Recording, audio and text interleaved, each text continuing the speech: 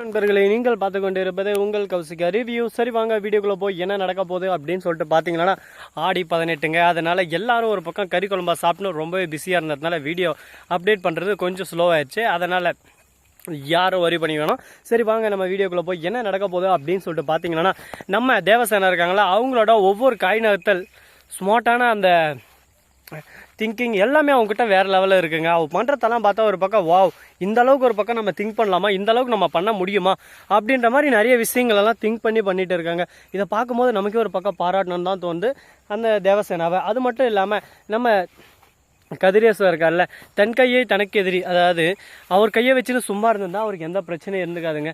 அவரே சரி நான் இதை பண்ண போகிறேன் அதை பண்ண போகிறேன்னு சொல்லிட்டு அவர் மனசுக்குள்ளே பல கனவுகள் பல எண்ணங்கள் வளர்த்துன்னு இருக்காங்க.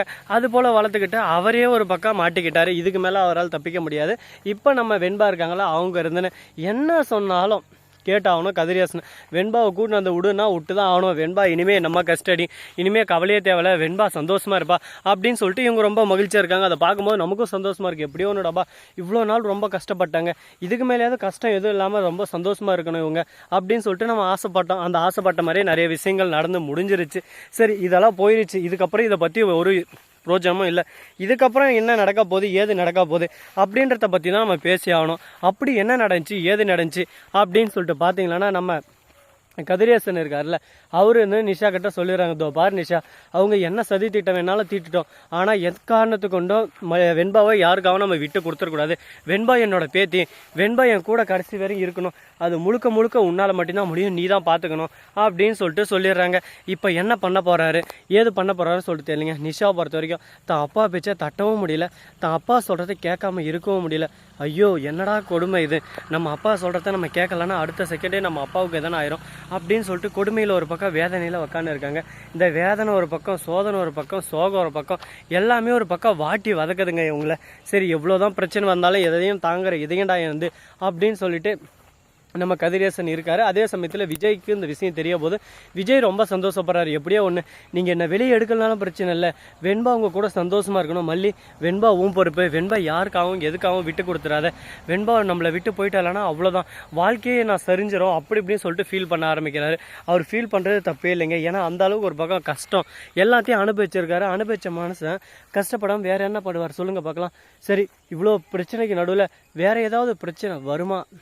சரி இதெல்லாம் ஒரு பக்கம் போட்டுன்னு சொல்லிட்டு விட்டாலும் அதே சமயத்தில் மறுபக்கம் என்ன நடக்குதுன்னு சொல்லிட்டு பார்த்தீங்கன்னா நம்ம மல்லி இருக்காங்களா, அவங்க இருந்தேன்னு போயிட்டு வெண்பா கிட்ட சொல்கிறாங்க, இதோ பார் வெண்பா, நீ கவலையே படாத, உன்னை எக்காரணத்து கொண்டு யாருக்காகவும் எதுக்காகவும் நாங்கள் விட்டுற மாட்டோம், நீ என்னோட பொண்ணுமா, என் பொண்ணை என்னை விட்டு நான் போக விட்டுருவேனா அப்படின்னு சொல்லிட்டு ரொம்ப உருகா பேசுன்னு இருக்காங்க. அதை கேட்கும் போது நமக்கே ஒரு பக்கம் சந்தோஷமாக இருக்குது. ஏதோ ஒன்றுடாயப்பா, பிரச்சனைகளெல்லாம் வராமல் இருந்தால் சரி அப்படின்ற மாதிரி தான் இருக்குது. சரி பார்த்துக்குவோம், எவ்வளோ வாழ்க்கையில் நம்ம பார்த்தாச்சு, இதெல்லாம் ஒரு பிரச்சனையும் இல்லை, அசால்ட்டாக நம்ம அசால்ட்டாக மாதிரி சமாளிச்சுட்டு போயிட்டே இருக்கலாம். சரி இந்த பிரச்சனையாலும் ஒரு பக்கம் போயின்னு இருந்தாலும் அதே சமயத்தில் மறுபக்கம் என்ன நடக்குதுன்னு சொல்லிட்டு பார்த்தீங்கன்னா நம்ம தலைவன் அதாவது அரவிந்த் இருக்கார்ல, அவர் இருந்துன்னு புதுசாக தினசாக ஒரு திட்டம் தீட்ட ஆரம்பிச்சிட்டாருங்க. அவரோட திட்டங்கள் எல்லாமே ஒரு பக்கம் லீலைகள் மாதிரி அப்படியே ஸ்மூத்தாக போயின்னு இருக்குது. இந்த திட்டங்களுக்கு நடுவில் நம்ம மோதவே முடியாதுங்க. அந்த அளவுக்கு ஒரு பக்கம் பர்ஃபெக்டாக எல்லாத்தையும் பண்ணிட்டு இருக்காங்க. ஐயோ இது நம்ம தலைவனடா, நம்ம தலைவன் இந்த மாதிரியெல்லாம் பண்ணுவாரா அப்படின்னு சொல்லிட்டு ஆச்சரியப்படுற அளவுக்கு நிறைய விஷயங்களெல்லாம் செஞ்சுட்டாரு. இதுக்கப்புறம் ஆச்சரியமே ஒரு பக்கம் ஆச்சரியப்படுற மாதிரி விஷயங்கள் நடந்தாலும் நம்ம ஆச்சரியப்படுறதுக்கு ஒன்றும் இல்லைங்க. சரி போனதெல்லாம் போயிடுச்சு, அங்கே பாரு ஆய வருது போய் அந்த மாதிரியெல்லாம் ஒரு பக்கம் நிகழ்வுகள்லாம் நடந்து முடிஞ்சிருச்சு. இந்த நிகழ்வுகளுக்கு இடையில் இன்னும் நிறைய ட்விஸ்டெல்லாம் தர போகிறாங்க.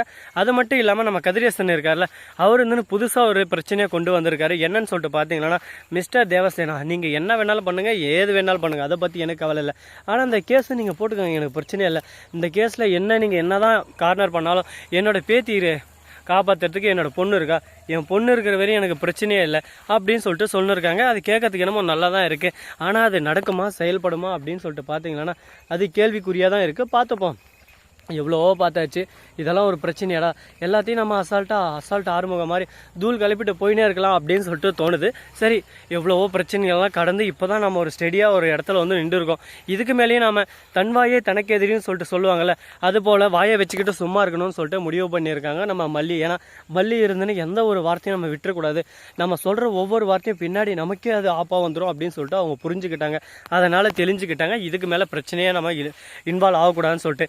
இதுக்கு மேலே மேலே பிரச்சனை அவங்க இன்வால்வ் ஆகணும், பிரச்சனை அவங்கள தேடி வருங்க. ஏன்னா அந்த அளவுக்கு ஒரு பக்கம் கொடூரமான ஒரு முகமாக நம்ம ஆறுமுகம் இருக்காரு. ஏன் எதனால் அப்படின்னு சொல்லிட்டு பார்த்தீங்கன்னா கதிரேசன் அந்த மாதிரியெல்லாம் வேலை நிறைய செஞ்சு வச்சுருக்காரு.